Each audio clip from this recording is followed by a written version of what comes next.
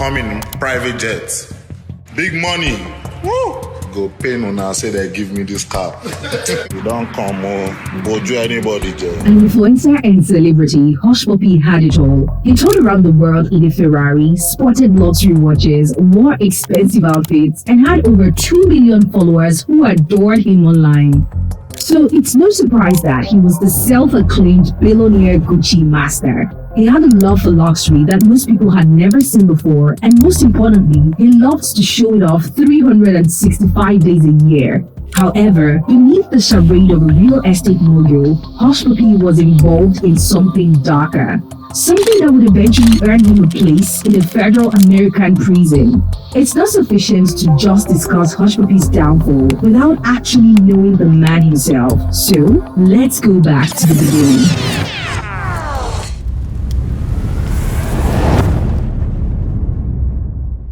Born Ramon Abbas, Hushpuppi was raised on the streets of Oworonshoki, Lagos, which wasn't a particularly rich area of Lagos. His mom sold bread while his father drove a taxi. Simply put, Ramon's background was as humble as it gets.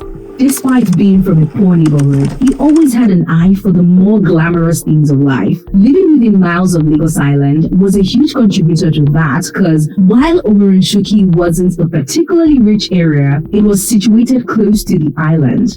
Close enough for Ramon to see the kind of wealth that he wanted for himself. Coming from such a poor background, Ramon knew it was going to be one of two things if he was ever going to be as rich as he wanted. Either he got a respectable job or he looked to a more unorthodox way of making money. And with the popularization of the internet in Nigeria in the 2010s, a unique opportunity appeared for Ramon in the form of online scams. Ramon started with the more popular romance scams at the time, creating fake identities that helped him establish relationships with people online and then request some money. While that offered him some sort of financial rewards, it was nothing more than a couple $100s at best. If he was ever going to get the kind of life he dreamed of, he would have to step up his game. Sometime in 2014, he realized that too, and that's when he decided to move to Malaysia. Moving to Malaysia changed everything for him. On one hand, the type of scams he did gradually changed from mere romance scams to more sophisticated scams like check cashing scams and business email compromise scams. This meant that he was making a whole lot of money, and soon enough he was able to afford all kinds of things: luxury cars, clothes, and even watches. Ramon had everything he could have dreamed of. But you see, Ramon had one problem. He just couldn't shut up about his wealth, and this would eventually come back to haunt him.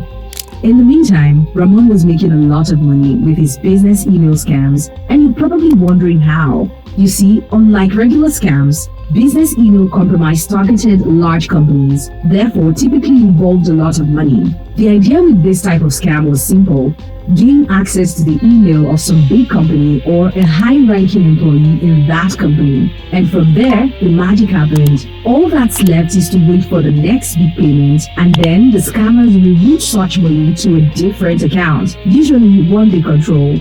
It probably isn't as straightforward, but you kind of get the idea. Gradually, Ramon raked in millions of dollars over the next couple of years, getting better and even bolder at the type of companies he was targeting.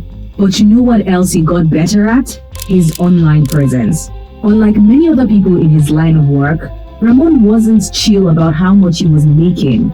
In fact, he loved to let people know just how much money he had. What started as nothing more than a couple of photos of expensive items soon turned into daily uploads of expensive items, but this time with a catch. Ramon had started putting himself out there as some sort of grass to grace story, a motivational figure for young people to look up to. His posts has started to extend beyond some rich guy with a taste for the glamorous things of life. In time, he even got himself a nickname. That's right, it was the birth of Hushpuppi. But trust me, it's here that things get really interesting.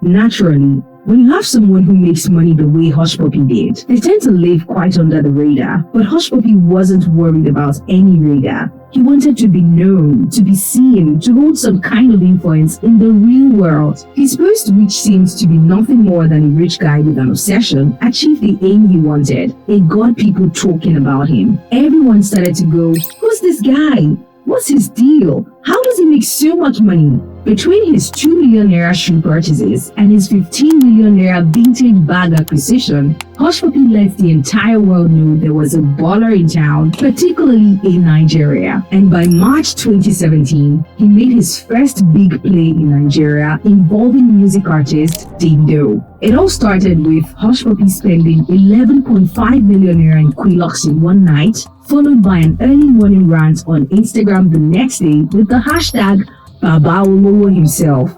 While this looks like some innocent post at first, the fact that Davido was popularly referred to as Omo Baba Olowo showed what Hushpuppi was trying to prove. Unlike Davido, he was self-made. He then proceeded to Snapchat to make things clearer, even going as far as suggesting a spending competition with Davido. But just like Hushpuppi, Davido was a bit of a show-off himself, and he didn't take that nicely. He came for Hushpuppi as hard as he could, but Hushpuppi's goal had been accomplished. Now everyone was wondering which strange guy had the guts to challenge Davido that way. Hushpuppi was now getting the attention he wanted, and if you think it stopped there, think again, because this guy wasn't slowing down anytime soon. Surprisingly, he made up with Davido a few days later and even took pictures with him. But what seemed like a one-time thing soon became more than that, because barely 3 months later, Hushpuppi got into another huge fight. This time, 2 other musicians were involved, Fino and Ice Prince. And it all started after Hushpuppi compared them wearing fake Patek watches to people pirating their work. This got Fino absolutely furious enough to go in on Hushpuppi guns blazing. He talked about how Hushpuppi didn't represent anything beyond designer products, and another musician, Casey, even questioned the nature of his occupation. Now, at the time, Hushpuppi didn't particularly advertise what he did. I mean, that probably gets him a bed space in prison. But what Fino didn't know was that he was giving Hushpuppi exactly what he wanted. In the meantime, his social media never stopped buzzing with photos of him regularly in luxurious items. And on some occasions, he would include some advice to people out there. If you'd listened to him back then, you would probably have thought this guy was doing some legit work. The more you expand your dream, and I want you to look up to, and totally achieve my fitobito. Yes. His social media presence brought him into the spotlight, but you see, the thing about the spotlight is that with it comes bigger scrutiny. Hushpuppi gradually became the subject of various online discussions, with people wondering what this guy was into that made him so rich. There were rumors that he was into a real estate agent, but nobody knew what he was really involved in until Hushpuppi slipped up. You see, when it comes to social media, it's a two-way street. You can get all the attention you want, or you could get found out. And Hushpuppi was about to get found out. In his usual fashion, Hushpuppi uploaded something to get people talking. This time, it wasn't a picture of him or any of his luxury items. Instead, it was a screenshot of a 300,000 naira credit alert from one of his rich friends. But there was something unusual about the screenshot. Something that gave people a glimpse into what Hushpuppi was really doing. The screenshot showed that the bank account was registered to a suspicious email address, jwoodscreen@yahoo.com. Online investigators did their thing and linked the email address to a Facebook account, Jane Woodscreen. The account had just a few pictures with the usual privacy feature thingy that Yahoo boys usually have turned on. Whether people believed he was into fraud or not, one thing was clear. Hushpuppi was no Jane Woodscreen, and the email clearly showed that there was something about Hushpuppi. But this wouldn't be the first time he would slip up. In fact, as we would see later in this story, Hushpuppi was usually his own nemesis. The Yahoo boy rumors started to pop up everywhere, but Hushpuppi continually dismissed them as the murmurings of haters. And the thing about publicity is, good or bad, it's still publicity, and Hushpuppi was getting a whole lot of that. He gradually became a social media celebrity and influencer of some sorts, and he began to forge relationships with some really important people. While Hushpuppi's source of income was still a big question, there was no denying the fact that he had become really popular. However, that meant he got constant hate. In 2017, Hushpuppi moved to Dubai, where he would continue his scams on a whole new level. Around this time, he found a good friend in Ismaila Mustafa, popularly known as Monfa. Monfa seemed to live a similar type of lifestyle to Hushpuppi, and the pair hit it off naturally. However, it didn't last long as they soon had a fight of their own, with both of them publicly accusing each other of fraud. It was also here that Hushpuppi truly lived the life he'd always wanted and showed off to his over 2 million followers on Instagram. His Instagram posts had him smiling in front of his Ferraris or Rolls Royce, covered with a Louis Vuitton duvet on a private jet, or exiting designer stores with a couple of rogue handbags, and with it were the usual hashtags Fendi, Gucci, Louis Vuitton. His looks seemed to exude a kind of extravagance many had not seen before, but then extravagance was his brand. His Dubai residence was a penthouse at the Palazzo Versace with a private pool and hot tub on his lanai. That penthouse cost him nearly $500,000 every year, and it would be where Hushpuppi lived up until his arrest in June 2020. While Hushpuppi was by no means an influencer or celebrity, he actually managed to become both of these things while pretending to be a celebrity. He started getting invitations by top fashion brands to fashion shows, and sometimes even got birthday gifts from some of the biggest brands out there. But really, it wasn't the first time he was getting recognized by a huge brand. Back in January 2015, Hushpuppi received a gift from the Versace store in Kuala Lumpur as their best customer of 2014.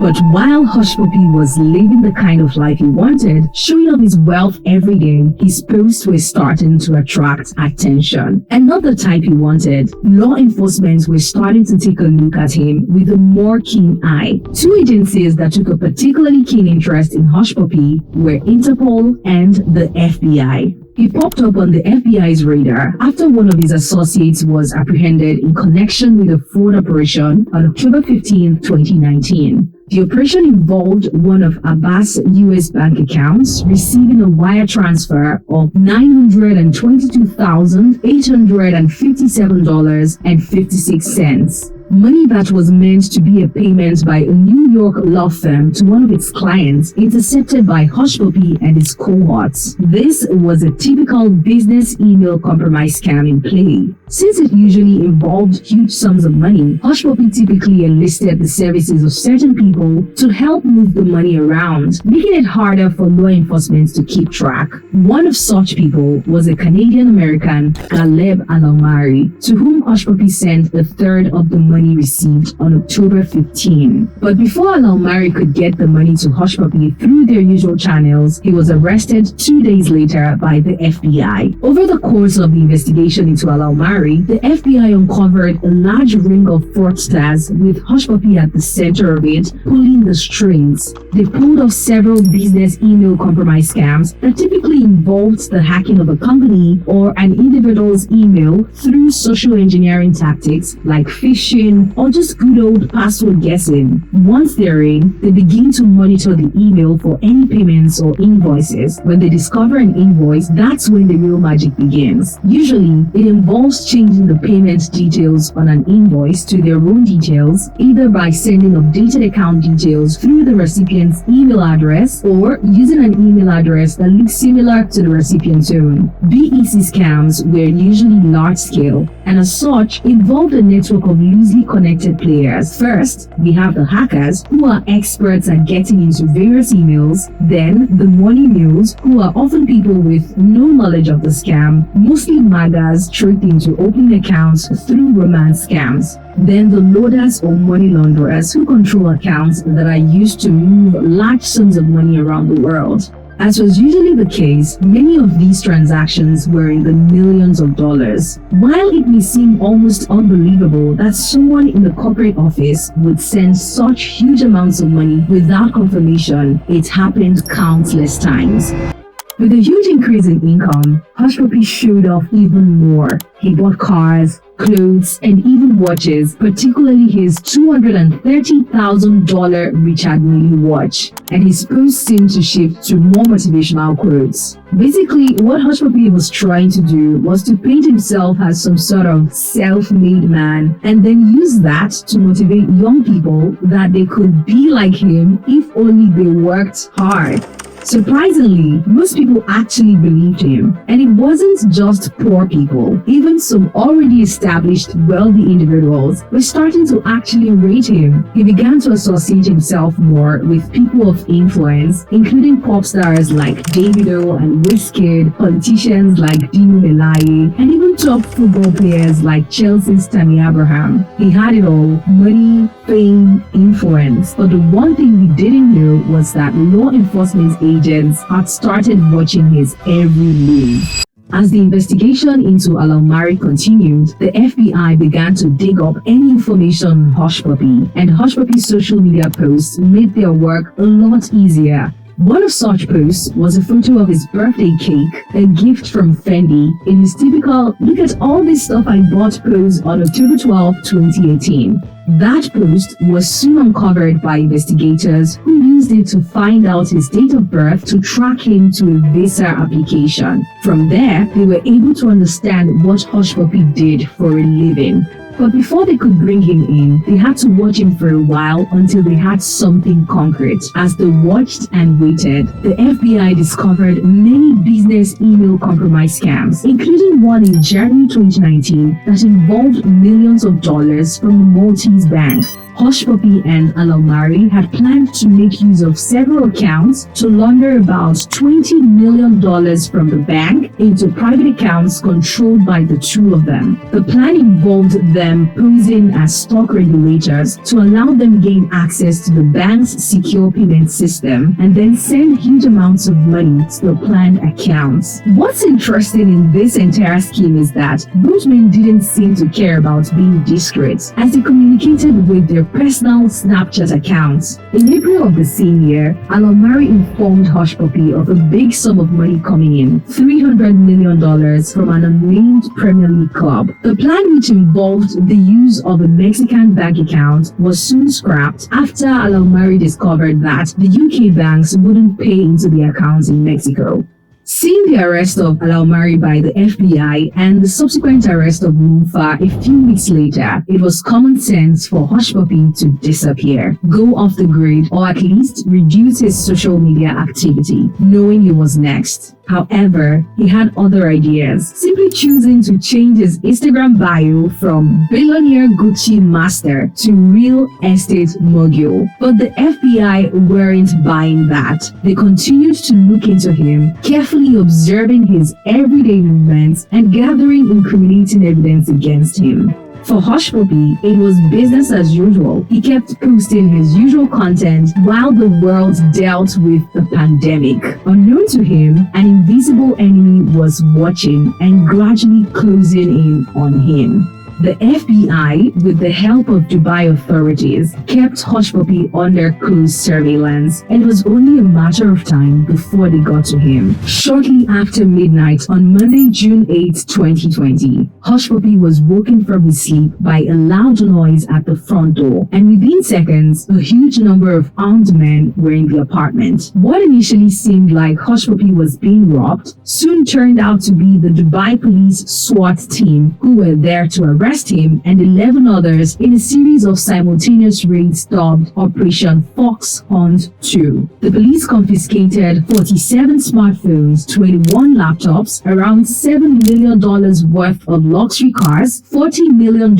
in cash, and the addresses of millions of his victims. Among all the suspects arrested, only Hushpuppi and Ponley, popularly known as Mr. Woodbury, were of particular interest to the FBI. The two were sent to the a plane to the US, where they were set to face serious criminal charges. Realizing how bad the situation was, Hushpuppi hired criminal defense attorney Luis Shapiro, who had a great deal of experience with similar cases. Luis Shapiro filed a motion to move the trial date to allow him time to conduct his due diligence and build a strong defense for his client, a motion that was granted by the court. But soon enough, Shapiro realized the FBI had an airtight case against Hushpuppi, and perhaps the only way he could help his client was to negotiate a plea deal. Hushpuppi pleaded guilty to conspiracy to engage in money laundering, an offense that attracts a maximum sentence of 20 years.